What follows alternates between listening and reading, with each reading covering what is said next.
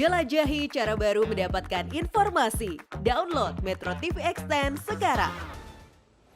Pemirsa, pro dan kontra terjadi di masyarakat terkait pengamat politik Rocky Gerung yang dipolisikan karena dinilai menghina Presiden Joko Widodo. Padahal Presiden Jokowi sendiri sudah menyatakan tidak terusik dengan kritik Rocky Gerung. Kita akan membahasnya bersama tenaga ahli utama Kantor Staf Kepresidenan Ali Mohtar Ngabalin serta Direktur Eksekutif Lokataru Haris Azhar. Bang Ngabalin, Mas Haris, selamat malam. Malam. Baik.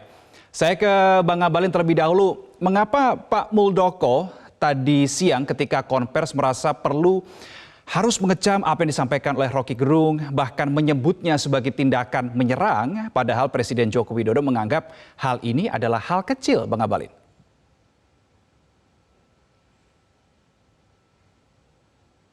Ya, Bang Ngabalin mohon di-unmute audionya. Oke. Ya, terima kasih Bang Ngabalin, silakan. Terdengar baik? Ya, sudah terdengar Bang Ngabalin, silakan. Biasa saja, Presiden memang harus tetap baik saja. Kemudian kalau ke mana-mana selalu baik saja, ya.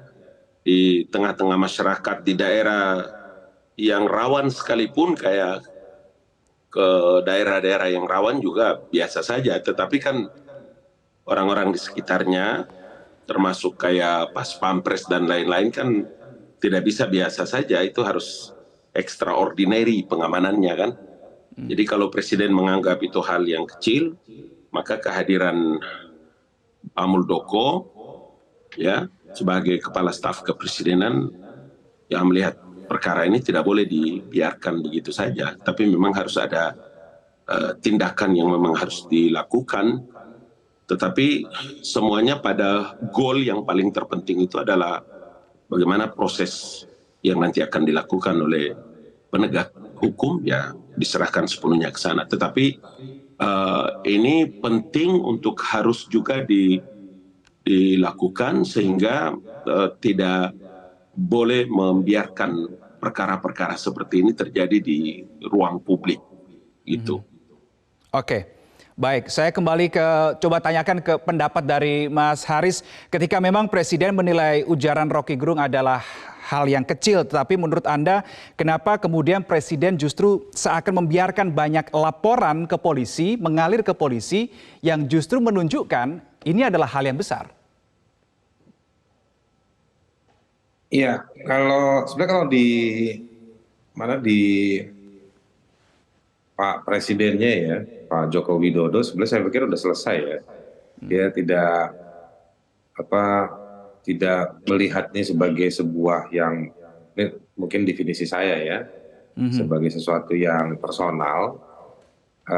Toh dia juga mengatakan pada pendekatan kerja, kan dia lagi menjabat presiden, jadi dia kerjanya sebagai presiden. Jadi sampai di situ frekuensinya sama tuh antara Rocky dengan Presiden Joko Widodo. Rocky mengkritik peran lembaga presiden, sementara setelah beberapa hari kemudian Presiden Joko Widodo meresponnya dengan pendekatan jabatan presiden tersebut.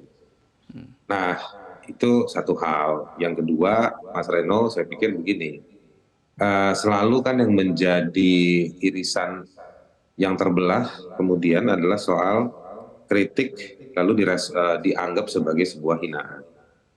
Dan ini bukan cuma Rocky kepada Presiden Joko Widodo, tapi memang banyak juga terjadi dalam beberapa tahun terakhir ini meningkat, bahkan kritik terhadap pejabat publik itu dilihat sebagai sebuah hinaan. Mas Haris, berarti dengan kata lain Anda menilai ungkapan Rocky Gerung ini lebih ke arah kritik, bukan cacian, begitu? Oh iya, kritik. Ya, Anda sendiri tadi di awal menyebutnya sebagai pengamat politik selain akademisi. Jadi menurut saya ini firm ya, cukup jelas dan tegas bahwa ini adalah kritik. Dan itu rekam jejaknya Rocky bertahun-tahun, berbeda zaman presiden pun dia memang mengambil peran sebagai warga yang mengkritik. Dan saya pikir perlu banyak ya warga yang seperti ini. Gitu. Dan menurut Anda kritik yang disampaikan oleh Rocky Gerung Sabtu lalu masih di dalam koridor yang benar atau sudah melampaui koridor, Mas Haris, menurut Anda? Nah itu yang berikutnya, poin berikutnya kan tadi saya katakan antara kritik sama ditafsirkan sebagai kritik, lalu ada yang bilang hinaan. Yang kedua sekarang isinya, dia menggunakan kata yang dipermasalahkan kan kemudian bajingan tolol itu. Nah tinggal dilihat jika memang ini mau dibawa ke masalah pidana, maka harus dilihat tafsir kata bajingan itu. Lalu juga motivasi dari si orang yang dituduh melakukan tindak pidana misalnya Rocky.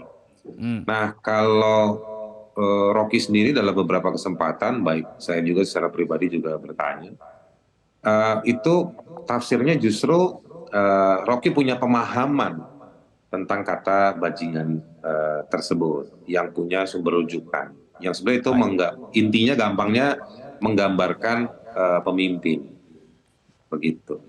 Bahwa kemudian di publik ada ditangkap atau hidup kata bajingan itu sebagai sesuatu yang buruk, mungkin harus kita jelaskan juga. Nanti mungkin perlu dijelaskan juga kenapa, kapan dan bagaimana perubahan itu terjadi.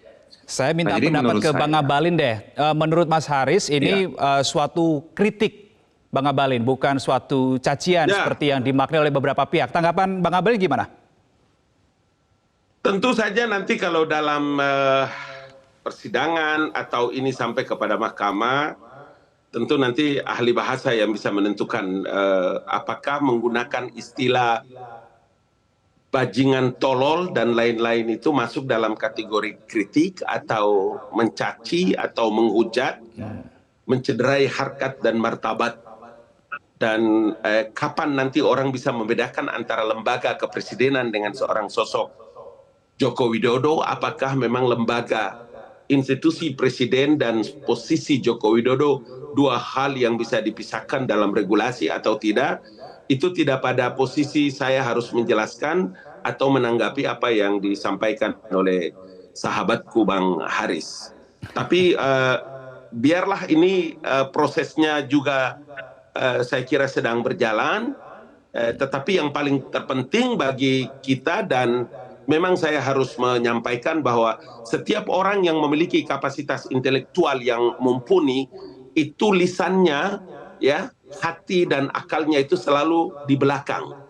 Jadi orang-orang pandai selalu menyebutkan bahwa orang-orang pintar, orang-orang pandai, orang-orang yang memiliki kemampuan intelektual dan knowledge yang tinggi itu menempatkan hatinya di belakang lisannya. Tapi kalau orang-orang yang jahil, orang-orang yang songong itu selalu menempatkan hatinya di depan ujung lidahnya. Jadi terkadang memang semua pernyataan-pernyataan itu tidak mempertimbangkan efeknya, akibatnya, dan lain-lain.